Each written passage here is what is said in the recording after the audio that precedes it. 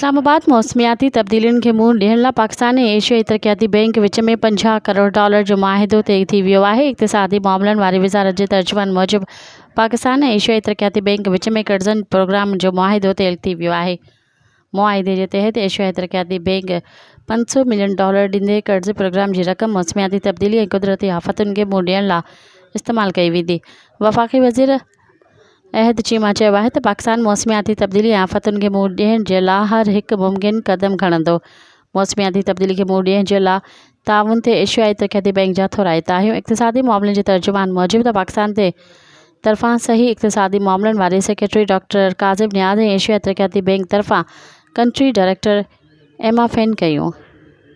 मज़ीद ख़बरनि ऐं तफ़सीलात लाइ विज़िट कयो असांजी वेबसाइट www.awamiNewsHD.com ऐं ॾिसंदा रहो अवामी न्यूज़ HD।